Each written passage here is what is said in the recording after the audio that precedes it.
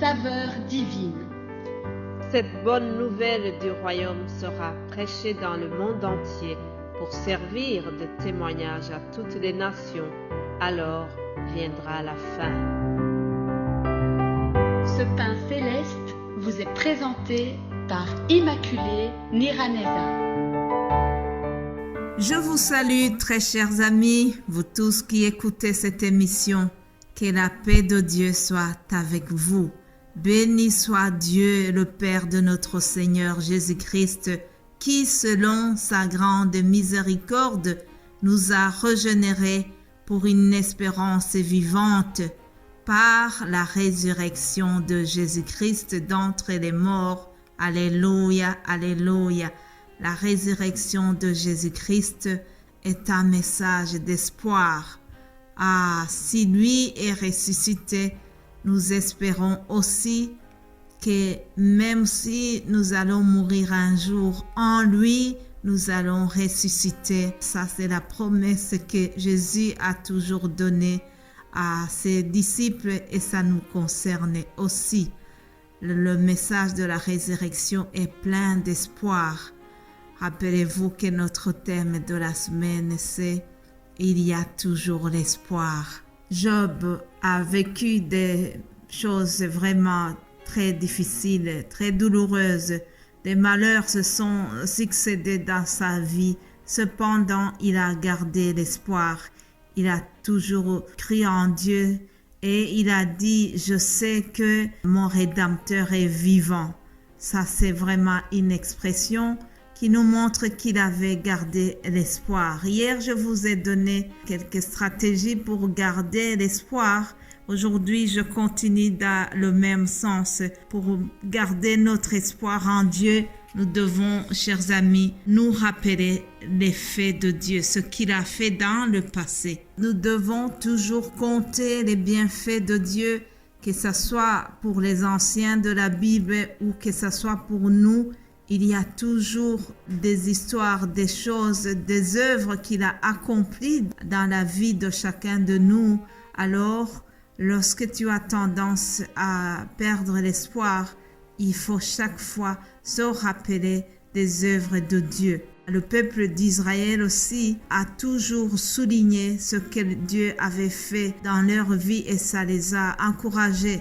Dans le psaume 44, nous voyons un souvenir qu'ils ont dit, en tout cas celui qui a écrit ce psaume a dit au verset 2, « Ô Dieu, nous avons entendu de nos oreilles, nos pères nous ont raconté les œuvres que tu as accomplies de leur temps, au jour d'autrefois. De ta main, tu as chassé les nations pour les établir, tu as frappé des peuples pour les étendre, car ce n'est point par leur épée qu'ils se sont emparés du pays, ce n'est point leur bras qui les a sauvés, mais c'est ta droite, c'est ton bras, c'est la lumière de ta face, parce que tu les aimais. Alléluia.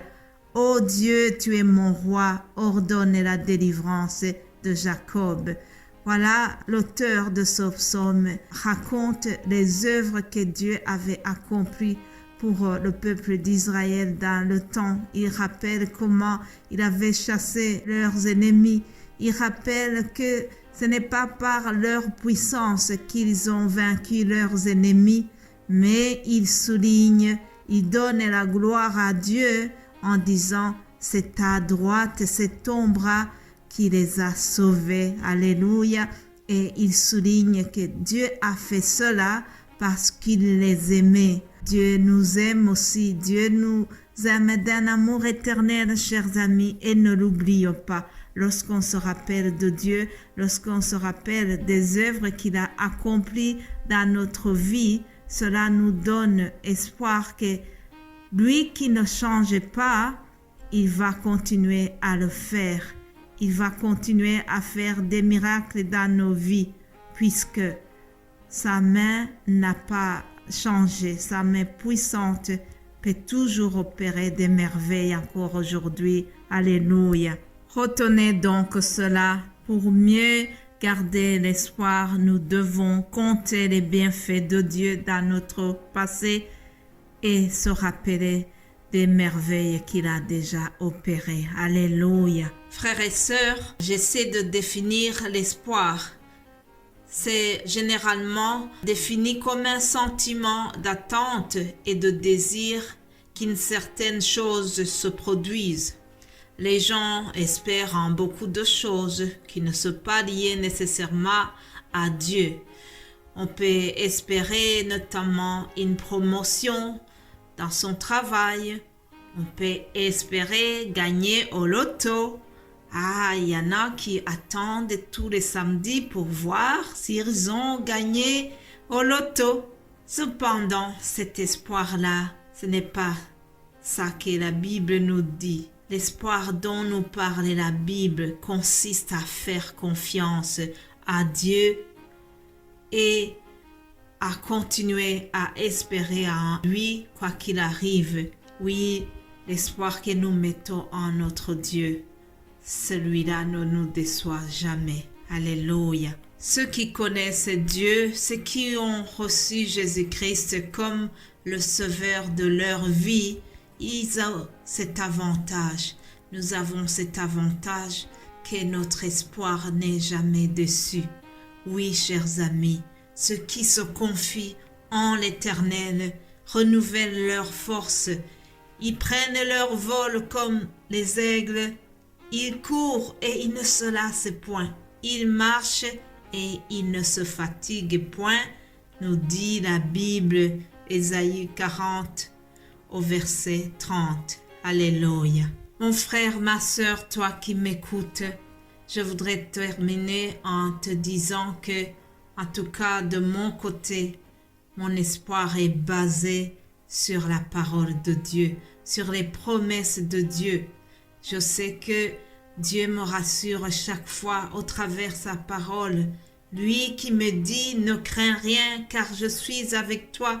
Ne promène pas des regards inquiets, car je suis ton Dieu. Je te fortifie, je viens à ton secours. Je te soutiens de ma droite triomphante. Je te soutiens de ma droite triomphante. » Voilà des paroles pour nourrir mon espoir. En tout cas, je sais que Dieu est toujours avec moi. Je sais que celui en qui j'ai mis ma confiance, il est tout puissant. Alléluia, alléluia. En terminant, je vais vraiment vous fortifier aussi au travers la parole. Que cette parole vous fasse du bien. Continuons à fixer le Seigneur. Continuons à espérer en lui. Alléluia. Celui qui espère en l'Éternel n'est jamais déçu. Fortifiez-vous et que votre cœur s'affermisse, vous tous qui espérez en l'Éternel, dit la parole. Je répète, fortifiez-vous et que votre cœur s'affermisse, vous tous qui espérez en l'Éternel. Voilà mon souhait pour vous en terminant cet audio. Soyez bénis au nom de Jésus-Christ et nous allons nous retrouver demain pour une autre saveur divine. Alléluia. Amen.